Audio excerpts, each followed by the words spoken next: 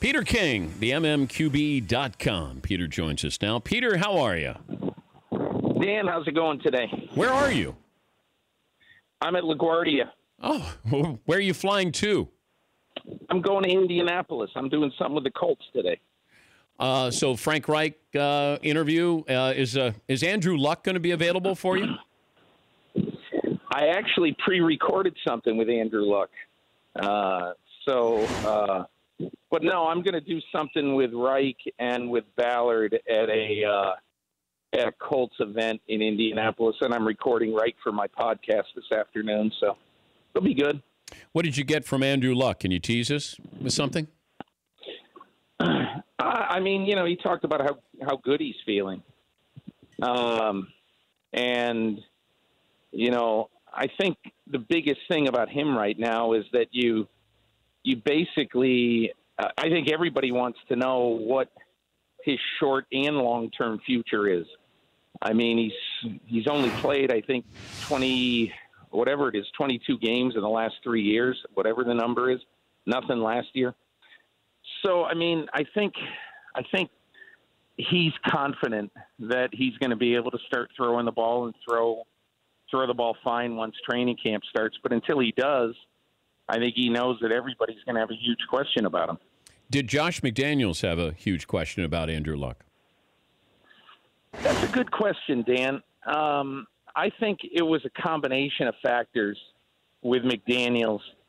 Probably the uncertainty about Luck played into it, because anybody, I mean, obviously the Colts are confident he's going to be fine, but you've got to wonder whether he's going to be fine. I think the larger thing was, I mean, you know, as I reported a couple of weeks ago, Dan, he went into his office at Gillette Stadium on Tuesday morning after the Super Bowl. And when he left the house, he was leaving the house to go clean out his office and to say goodbye to people.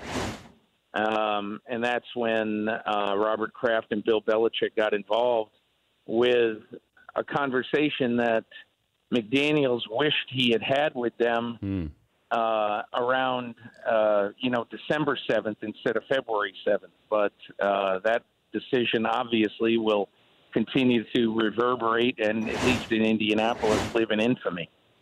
Do you think they told him privately that he is the coach in waiting, but not to say something publicly? That I don't know. It wouldn't shock me if there's a nod and a wink there, Dan, because I fully expect that he will be the successor to Bill Belichick. You don't have Bill Belichick saying to you, I'm going to take you into my cap decisions, my trade decisions. You know, from all indications this year, Josh McDaniels had zero to do with the Jimmy Garoppolo trade. And knowing McDaniels and knowing that he obviously didn't want to lose Garoppolo, I'm sure he would have voted no on that. But I think that, at least from the indications from Belichick and McDaniels, is that he's now going to be more significantly involved in the decision-making process so that Belichick can kind of lead him into being the next coach. I think I don't want to say it's certain, but I think it's highly likely he'd be the successor to Belichick. Why don't we have the full story on Malcolm Butler not playing in the Super Bowl yet? Because, I think the full story might be that Belichick had really soured on him as a player. The big question for Belichick that he has yet to answer is, why didn't you just deactivate him if you weren't going to play him? I mean, that's the biggest question to me that we need to have answered. If you had decided that you weren't playing Butler, and in a game where Johnson Batamosi and others in that secondary really, really got gashed, yeah. I don't understand why he was active and why you would take one of your spots, one of your 45 spots, because I don't really count Brian Hoyer. Brady's going to play the whole game. Why do you take one of your 45 spots and give it to a guy who apparently you're pretty sure isn't going to play unless there is a spate of injuries? That's the biggest question I'd have. He's Peter King, the MMQB.com, joining us, Dan Patrick Show. Tom Curran floated this, and it was something that was sort of floated after the Super Bowl with Rob Gronkowski. I don't know if it's a negotiating ploy. He's got 2 years left on his contract, but could you see Rob Gronkowski? Would you be surprised if Gronk walked away from the Patriots to pursue the entertainment world? Surprised, I guess, but not shocked. I mean, I said it after the Super Bowl, Dan. He's played 115 games. If he never stepped on the field again, and I was in the Hall of Fame room 6 years from now, I don't know. I'm not saying first ballot, but I mean, I certainly would support his entry in the Pro Football Hall of Fame.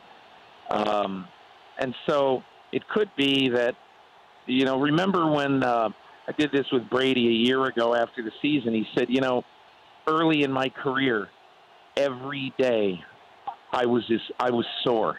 Every day I was managing pain. And he said, I just thought to myself, man, is this the way my career's going to be? And so that's changed for Brady. And maybe Gronkowski feels the same way.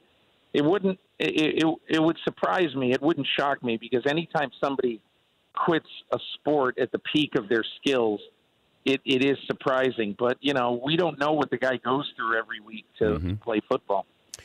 The whole quarterbacking situation here in the offseason, and even with the draft coming up and teams that have money to spend, A.J. McCarron's now unrestricted free agent. I mean, there's a lot of moving parts here. How do you see when it all settles? You know, I took my best guess yesterday. Dan added in my column. Basically, it's so hard to tell, because if one domino falls wrong, then it affects where everybody goes. Like, I had Kirk Cousins going to Denver.